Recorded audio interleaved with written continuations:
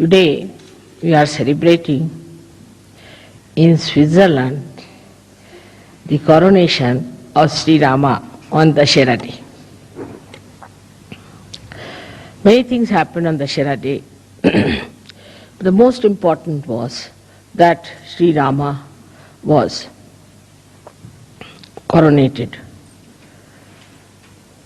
as a king on this day.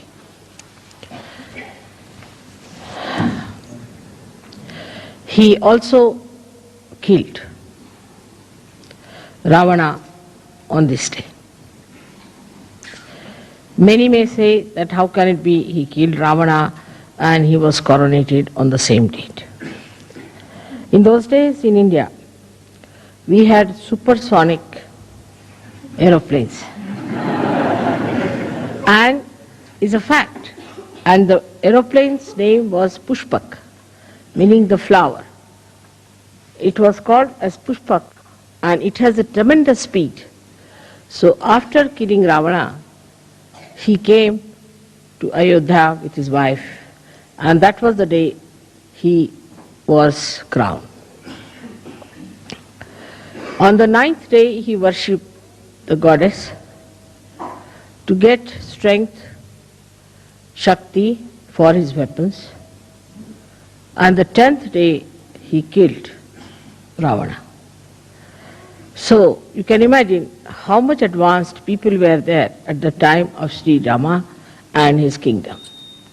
The reason was the king was an incarnation. Also, he was a benevolent king, as described by Socrates.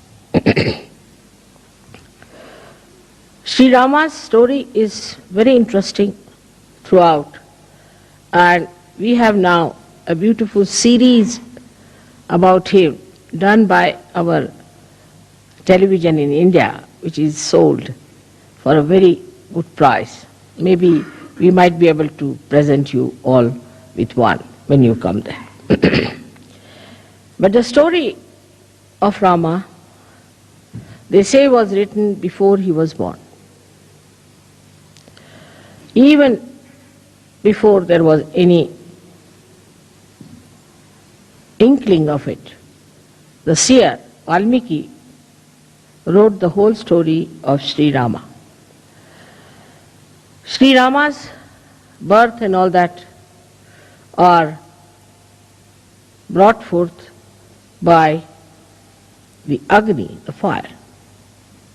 And he was born in the dynasty of the Surya, is the sun. So with all that, it born out of the blessings of the Agni, that is fire, and also was born in the dynasty of Surya. He was one of the mildest avatars you have ever had. He is known to be a very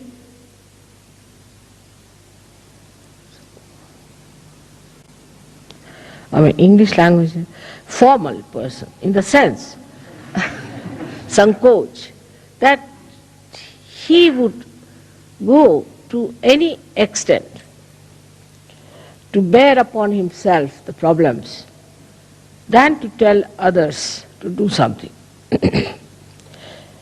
We still had many people in India like that. Like we had one Prime Minister, Lal Bahadur Shastri. And if he was sitting in the room and there are people sitting and this electricity was on somehow, say by light or something, and he wants to put it off, he would not ask anyone to put it off. Slowly he'll get up from his seat, walk up to the switch and just put it off, so that he shouldn't ask for it. This is one of the greatest quality of Sri Rama, that he would not make anyone do anything for him or order anything or would use someone for their purpose. See, he was the blessing of fire and born in the Surya, But what we find, those people who are born maybe in very lowly families, in the negative families, the left-sided as you can call it, with all kinds of problems, have a terrible agya and a terrible surya in them. The person who is born in the surya has to be extremely humble. He is the one who shows that nothing can affect, nothing can make him feel that he is something great. Now, when we see his life further, he was a very humble man. We've seen now people who try to despise others. I don't like you. I don't like. It's not good. It's very difficult. It's a sign that such a person is extremely low in character. Has no character at all, but is low in character. Anybody who has any character is shown by the tolerance he has of other people. Intolerance is a sign of a person who is extremely egoistical and is vain, there's vanity. Sri Rama was so much loved by the people where he ruled in that state, and he had the most beautiful wife of the most venerated father Janaka, and who was the beloved son of his father. But he was such an humble man that in all his character you see the beauty. Like he was going by a little boat when he went for his exile. And the one who was taking him was an ordinary boatman. And the boatman was feeling very much upset that he's sitting before the king of Ayodhya and he doesn't have proper clothes. So Sri Rama, who was himself was wearing nothing but valkalas, are the clothes which are worn by the village people or worn by the people who live in the primitive areas, only kind of leaves that they have. He had to wear that because his mother, the stepmother, asked for that kind of a boon from the father. And then Sri Rama just told him, "Why are you worried? I'm wearing this, I'm no more a king. I'm sitting before you like this. You should be quite comforted. And I really don't know how to steer the boat, while you know how to steer the boat. So why should you be worried?" Like that, he kept even the people who we would call as low in society at a very high pedestal.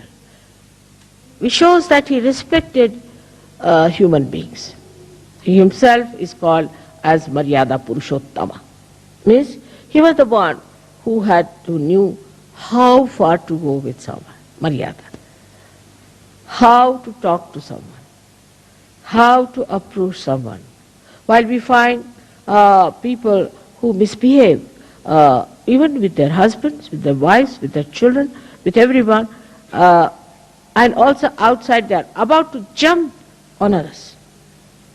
That's absolutely against Rama. It's like Ravana. Even Ravana was not like this.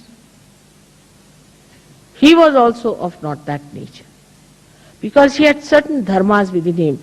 He was a realized soul, but he had become a Rakshasa because he became arrogant. But even his arrogance cannot be matched with many modern people and modern girls and men that I hear and see, that it is surprising they have really surpassed Ravana. Ravana only had 10 heads, but sometimes I feel that the modern men might have, or the women especially, might have 108 heads. The arrogance, the amount of expression of hatred is so ridiculous and makes a person look so useless. But I see such people very common, and in Sahaja Yoga also they crawl somehow. Actually, such people are absolutely despised by God Almighty. You go further with his life. See, he went and into the village where a very old woman who was belonging to the primitive class of Bhils had very few teeth, and she brought some fruits, little fruits we call as pear. And she brought and gave it to him, that's Sri Ram. You see, I have got these for you. I don't have anything else. And these, I have tested all of them. Actually in India, if you put in the mouth, it is uttishta. Nobody will touch it. But she says, I have tested all of them by piercing my teeth into it, and I have seen that none of them are sour. Sri Rama didn't like sour fruits, she knew. So none of them are sour, and you can have them. I mean, in a way, if it is done to somebody in the West, they will hit you hard. Immediately, Sri Rama rushed forward and took the beads from her hand, kissed her hands, said, all right, I'm going to have them. With such enthusiasm, he ate them. So Lakshmana was a little angry at that lady. What's this going on? So Sita ji said, oh, do you like them very much?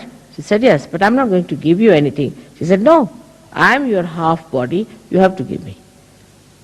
So he gave some to Sita ji. So Sita ji ate, what a thing, it's like nectar of heaven I'm eating. So Lakshmana felt very jealous. He said, sister-in-law, can I not have a little of it? He said, no, I can't give you. You ask your brother. I'm not going to give you. I have a very little share. Why don't you ask your brother? So he goes to his brother. He said, can I have some more?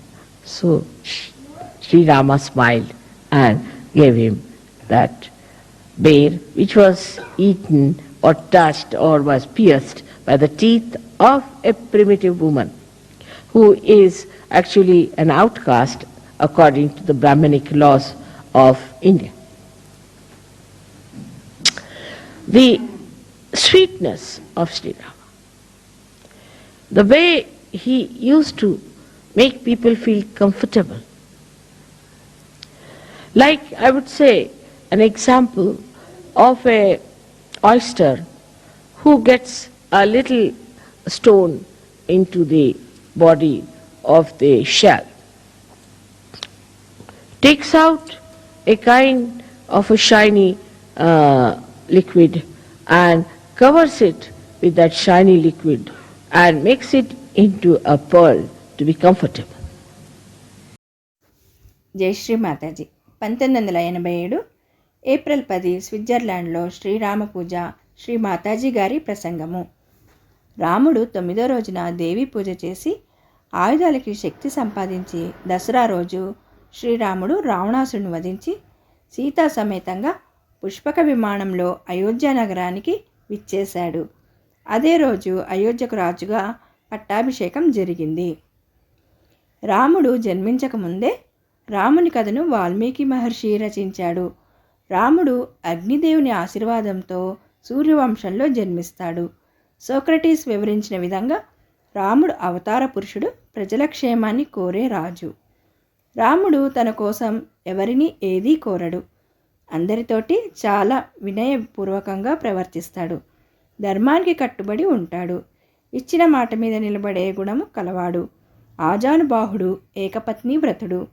తన రాజ్యంలోని ప్రజలందరి చేత ప్రేమించబడ్డాడు, అభిమానింపబడ్డాడు. శూర్పణఖ రాముణ్ణి వివాహం చేసుకోమని అడిగినప్పుడు తను ఏకపత్ని వ్రతుణ్ణి అని చెప్తాడు. రాముడు మన శరీరంలో కుడి చేతి వైపు హృదయ భాగంలో ఉంటాడు. మన 2 ఊపిరితిత్తులకు, గొంతు భాగానికి, ముక్కు, చెవులు, కళ్ళు లోపలి భాగంలో రక్షణ కలిగిస్తాడు. రావణాసుడు సీతను అపహరించినప్పుడు రాముడు రావణ్ణి సంహరించడానికి బాణములు సంధించగా రావణుని మొదటి తల తెగి కింద పడుతుంది. రెండవ తలపై బాణం సంధించి రెండవ తల తెగి కింద పడగా మొదటి తల తిరిగి రావణుని మొండమునకు చేరుతుంది. రావణునికి దేవతల వరం వలన తల నరకడం వలన మరణం సంభవించదు. ఇది తెలిసిన లక్ష్మణుడు, రామ, బాణములను రావణుని హృదయం మీద సంధించవచ్చు కదా అని అడిగితే రాముడు సమాధానంగా, రావణుని హృదయంలో సీతాదేవి నివసిస్తుంది. బాణం హృదయానికి తగిలితే సీతాదేవికి బాధ కలుగుతుంది. రావణుని తలను నరికే సమయంలో అతని ధ్యాస తలవైపు మరలుతుంది. అప్పుడు బాణం హృదయానికి తగిలితే రావణుడు మరణిస్తాడు అని చెప్తాడు. రాముడు ప్రజల సంరక్షణ కోసం రాజసూయ యజ్ఞం చెయ్యాలని, అందుకు రాముడు మరల వివాహము చేసుకోవాలని ఋషులు సలహా ఇవ్వగా రాముడు యజ్ఞం చేయడం కోసం మరల వివాహం చేసుకోనని, తన ఏకపత్ని వ్రతానికి భంగం కలుగుతుందని చెప్తాడు. బంగారంతో సీతాదేవి విగ్రహాన్ని తయారు చేసి దానిని పక్కన పెట్టుకొని యజ్ఞాన్ని పూర్తి చేస్తాడు. రాముడు ప్రజల మాటను విని సీతాదేవిని అడవులకు పంపించాడు. సీత 2 బిడ్డను జన్మనిచ్చి రామునికి అప్పగించి తన బాధ్యతను నెరవేర్చి తల్లి భూదేవి గర్భంలోకి కలిసిపోతుంది. సీతావియోగంలో రాముడు ప్రతి రాత్రి భూమి మీద పవడించేవాడు. రాముడు తన 2 బిడ్డలకు లవకుశలకు రాజ్యాన్ని అప్పగించి శరయూ నదిలోకి వెళ్ళిపోయి అవతారాన్ని చాలించాడు. రాముడు సీత మహారాష్ట్ర వెళ్ళినప్పుడు భూమిని పవిత్రం చేయడానికి పాదుకలు లేకుండా నడిచారు. మహారాష్ట్రకు వెళ్ళే దారిలో శ్రీరాముడు ఒక పెద్ద రాయిని తన పాదాలతో తాకి అహల్య శాప విమోచనానికి కారకుడు అయ్యాడు. తన యొక్క స్వభావము ద్వారా ఎన్ని ఆటంకాలు ఎదురైనా నిలకడగా ఉండడం, సౌమ్య స్వభావము, మధురమైన వాక్చాతుర్యము శ్రీరాముని యొక్క గుణాలు. ప్రజల క్షేమాన్ని కోరే రాజుగా, ప్రేమను పంచే భర్తగా, బిడ్డల్ని ప్రేమించే తండ్రిగా, ధర్మానికి కట్టుబడే రాజుగా శ్రీరాముడు ఉండేవాడు. శ్రీరాముడు మనం పీల్చే ప్రాణవాయువు.